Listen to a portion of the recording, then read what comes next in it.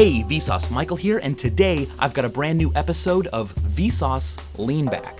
You can click this annotation or the link at the top of the description to start it, and then you can just lean back and let the autoplay playlist bring the knowledge right to your brain. As you already know, it doesn't really work on mobile phones yet, so wait until you're in a better position to lean back.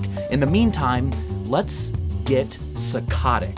No, not psychotic, psychotic, referring to what is known as a saccade, the quick movements that our eyeballs make when we move from one object to the other. As you may remember from a previous lean back, some animals, like most birds, cannot move their eyeballs. And so to look from one thing to another, they have to move their head really, really fast. And to keep the world from being blurry when their bodies move, they have to keep their heads completely stationary. But here's the neat thing about saccades. When our eyes move, there's a quick blur between one destination and the other. And that blur is completely incomprehensible to our brain.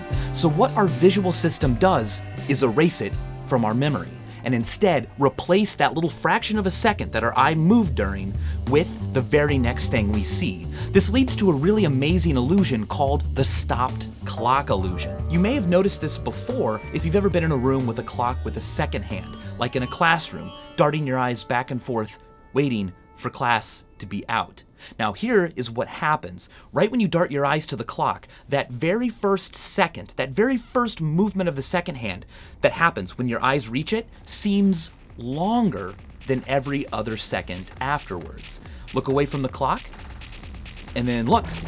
And that first second will seem to linger as if time itself has stopped. The reason for that is that your brain replaces the time it took for your eye to go from here to the clock with an image of the first thing you saw, which was the second hand. And so that little fraction of a second of time is added to the length of time it takes the second hand to move. What's really mind-blowing about this entire effect is that it happens all the time. All day, as you look around the world from one point to another, that little fraction of a second that your eyeball was moving is lost, and your brain just replaces it with the very next thing that you see. Now, it might just be a tiny, tiny amount of time, but over the course of an entire day, those little fractions of a second add up to almost 40 minutes. 40 minutes of every day that you're awake are lost because our eyeballs move. And as always, thanks for watching. So what are you waiting for? Click here to start the lean back. Or click the link at the top of this video's description. You know what? I totally never say this. Yeah, I'm totally heterosexual, but You are really attractive.